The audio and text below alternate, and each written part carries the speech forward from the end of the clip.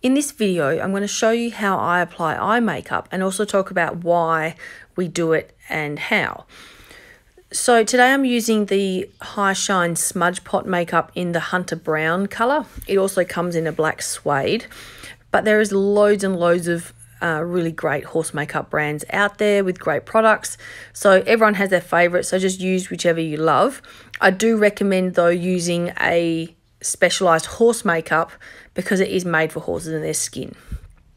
So when we're putting makeup on a horse, or the reason we put makeup on a horse is on their eyes, is to enhance their eyes. So when you read the standards of excellence and what is looked for in show horses and in different breed societies, what you'll read regularly about the eyes is they should be clear, large, bold, bright, alert, large, dark, full. That's what people are looking for, and that's what they're judging on. So like when we put makeup on humans and we wear makeup, it is to enhance things.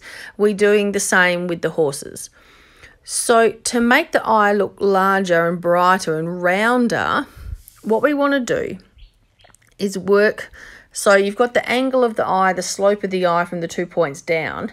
You sort of want to work perpendicular to that. So that muscle across the front of the eye, at the point of the eye there. So see here how that's the muscle that flexes when they are alert and they're paying attention to something. That's the muscle that then makes the eye bigger and more open. And that's the point there that we want to really enhance. So there's that line, so that square. So see that shape that I'm running my hand along there? That's where we want to go. So you don't want to go too far back or too far like behind the eye, because that will then make the eye look longer rather than rounder.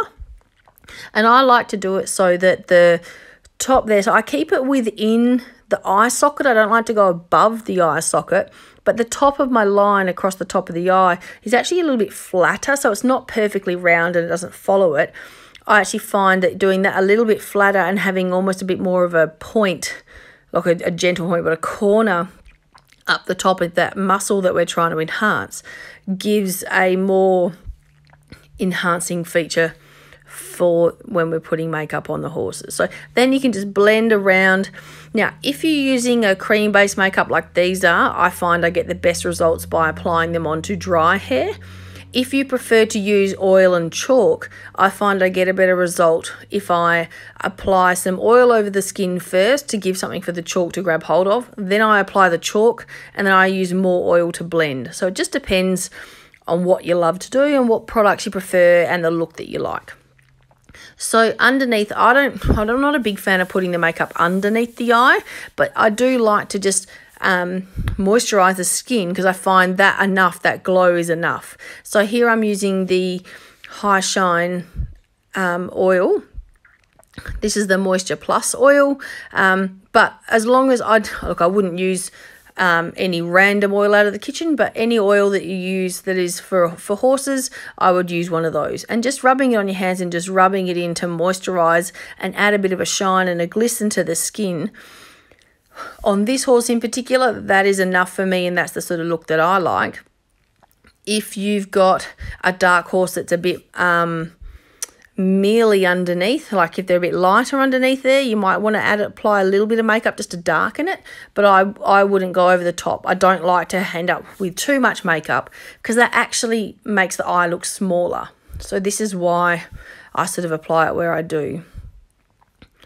So now, if I find that effect is enough, particularly for hunters and for some breed things that you're doing, depends on the look. If you like a bit more gloss and you like that sort of patent shine, you can then apply a clear shine makeup over the top. I'm using the High Shine Mink Oil Gel here.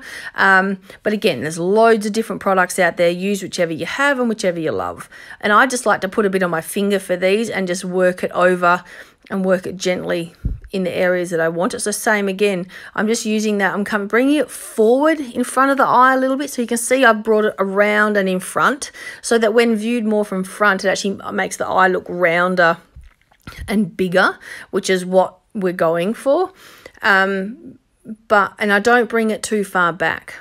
So that alone. So then when he lifts his eye, you really see it looks a bit bigger.